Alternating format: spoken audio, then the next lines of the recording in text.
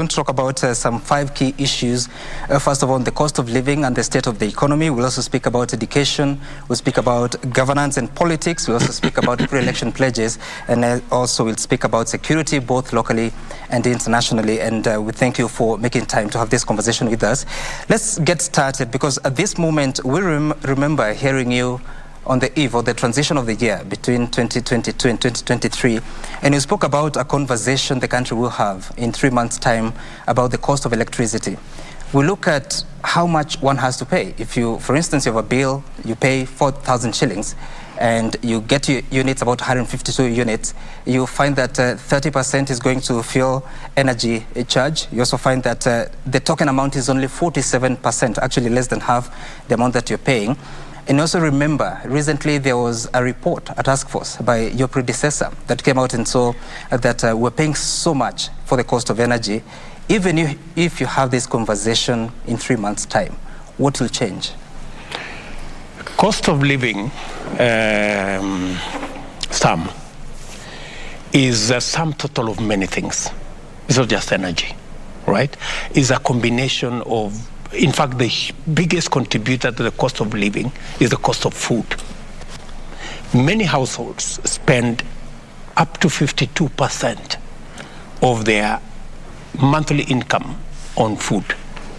Therefore, if we seriously want to attack the cost of living jigsaw, we must deal with the cost of food. And it is the reason why cost of living was a big part of the conversation Kenyans had in this election.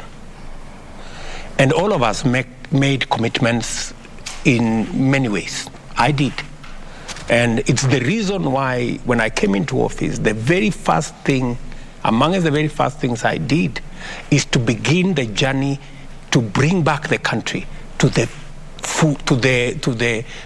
trajectory of food production.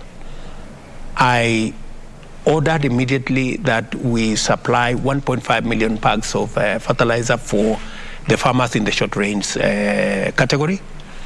I have progressed that. We now have the first 200,000 metric tons of fertilizer already landed in the country. We intend, as we have done, we've reduced the cost from about 6,000 to 3,500. I have also instructed that we work with even the land parcels we have within government, ADC, NYS, prisons, to make sure that we use them to produce farm inputs, including seeds, and making sure that we are self-sufficient.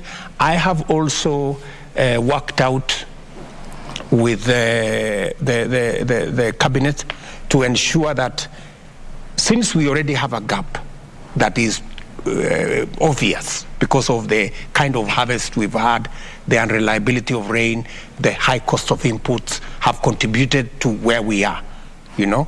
And for your information, Sam, this is a journey. We didn't get here yesterday. Right.